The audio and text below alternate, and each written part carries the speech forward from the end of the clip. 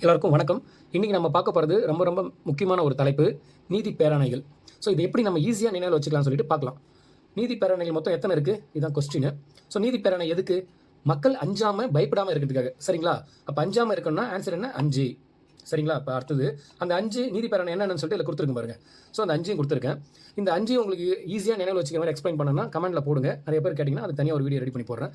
So இப்போ அந்த 5 தலைப்பை மட்டும் எப்படி ஞாபகம் வச்சுக்கலாம் ஷார்ட்டான்னு சொல்லிட்டு பார்க்கலாம். இந்த லைனை ஞாபகம் வச்சுங்க. அம்மா செய் ப்ரக்கோலி. ப்ரக்கோலி தெரியும் இல்லைங்களா? காலிஃப்ளவர் மாதிரி டார்க் க்ரீனில் இருக்கும். அதான் ப்ரக்கோலி. அம்மா செய் ப்ரக்கோலி. இந்த லைன் ஞாபகம் வச்சுங்க. அம்மா.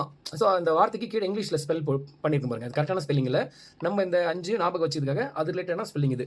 அம்மா என்ன ஸ்பெல்லிங் இருக்கு பாருங்க. HA போட்டிருக்கோம், MA போட்டிருக்கோம். ஸோ HA அப்படின்னா ஹேபியஸ் கார்ப்ஸ். மா அம்மா. MA அதுக்கு மேண்டமஸ். செய் செய் என்ன ஸ்பெல்லிங் போட்டிருக்கோம்? செய். ஓகேங்களா? செய்யினா செட்யூரரி. ஓகேங்களா? ப்ரக்கோலி ப்ரோனா ப்ரொஹிபிஷன். கோலி குவாரண்டோ. ஸோ இப்படி இந்த 5மே வந்து இந்த ஒரு லைன் தெரிஞ்சு ஈஸியாக நீங்கள் ஞாபகம் வச்சுக்கலாம். So thank you.